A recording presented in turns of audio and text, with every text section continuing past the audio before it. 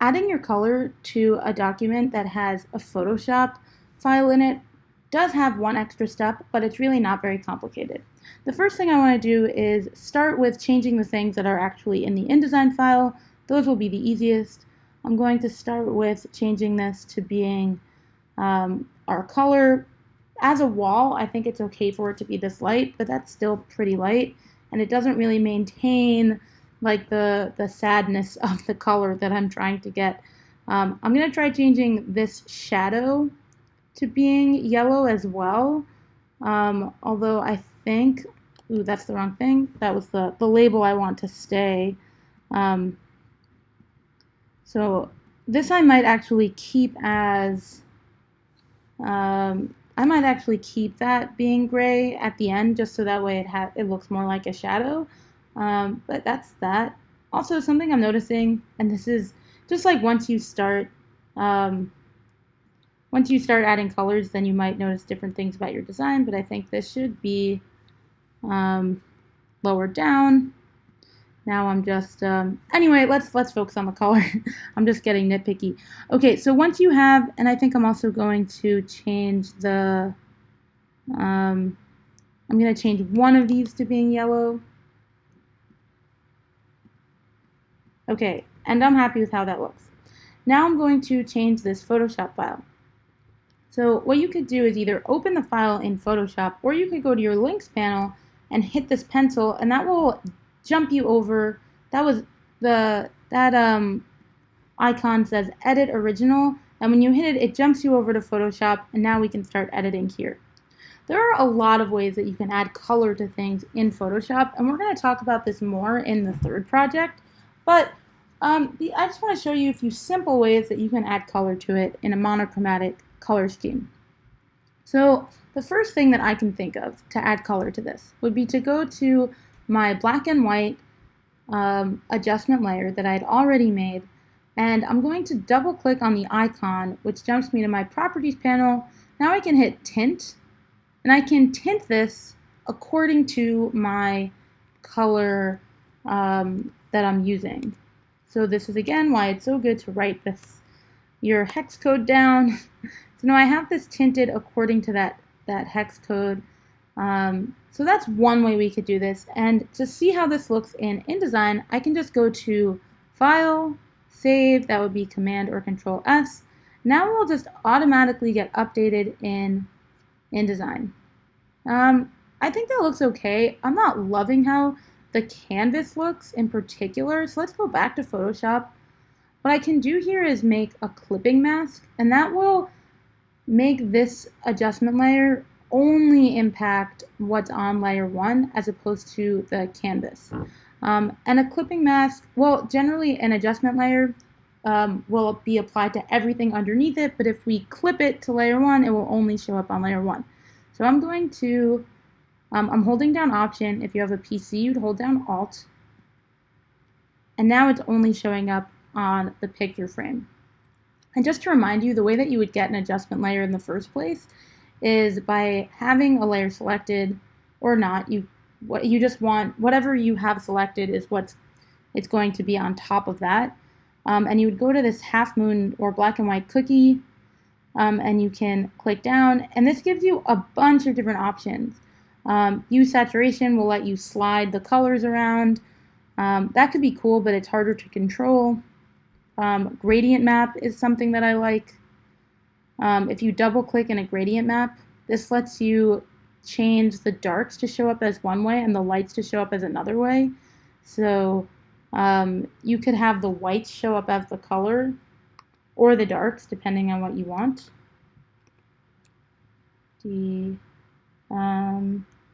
A3C. Let's hit OK.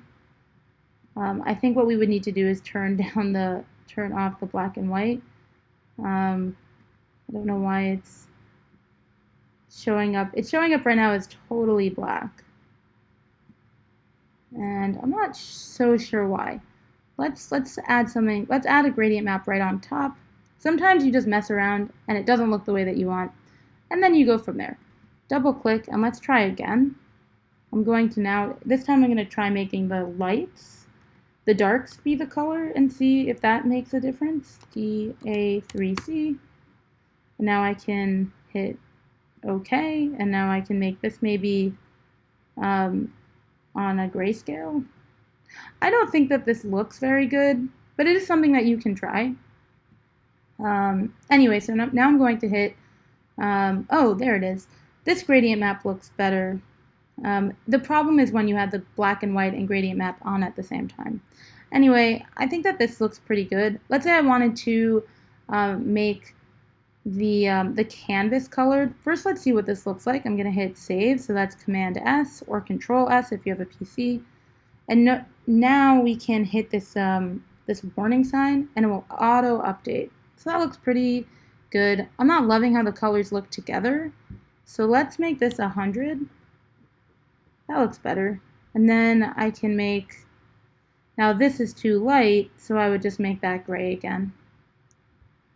And I'm going to use my rich blacks that I had used. And let's make this 45.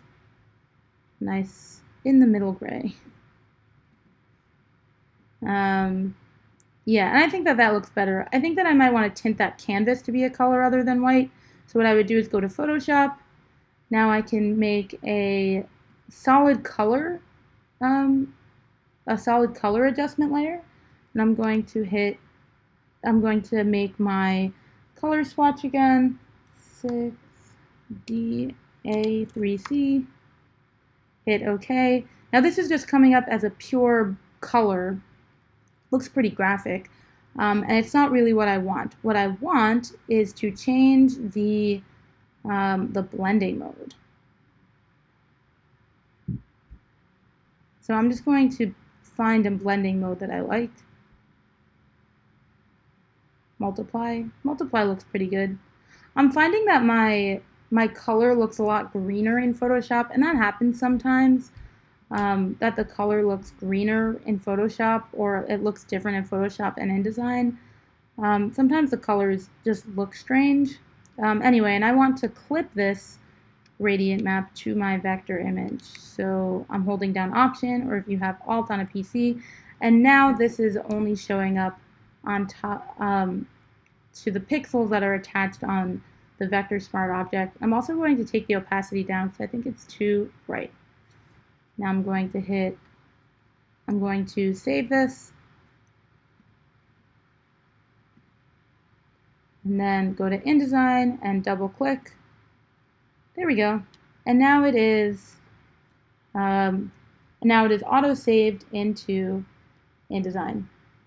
If I think that these are really not looking right together, like if I want the color to be showing up on the picture frame, I could also just decide that the wall should stay gray. There's nothing wrong with keeping the wall gray.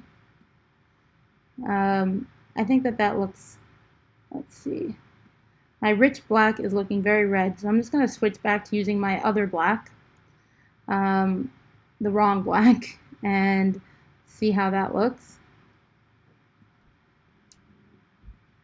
And I think that this looks pretty good as it is, and you would just mess around with your design until you're happy with it. You don't need to add color to every aspect, you just want to add color in a way that is appropriate.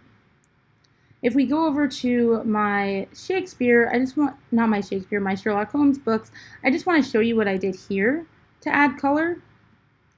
So instead of going to Photoshop to change the color of my texture, since it was just a white piece of paper in the first place, I just put I just have my color behind it, and my texture is on and let me unlock it. So I have the color. My color is here, and I have my my texture on a blending mode. So let's put it on normal so you see how it looks. And this is good when you have textures. So I have the texture, it's here. Now I click it, I hit opacity, and then I can change the blending mode. Multiply is the one that I like the best for this, and I change the opacity so that way it doesn't show up as strongly. There we go, and I can hit W to get into preview mode and out of my workspace. I think I would probably do something like that here as well, just because it seems like the easiest way. Maybe not the best way, but it is the easiest. So I have that picture in Photoshop, and instead of going back to Photoshop to change it, I'm going to just fill in a color block here, and I'm going to add a blending mode until I see how I like it. And I think that looks pretty good. So there are lots of ways that you can add color in InDesign and in Photoshop. And in also Illustrator. So here, I just want to point out the same thing applies. So like for this, if I wanted to change the colors from gray to purple, all you would do is hit the link, edit original, and you would change the colors in Illustrator, and then they would auto-save into InDesign. So that's how you would change colors from outside documents into, so that way they show up in InDesign.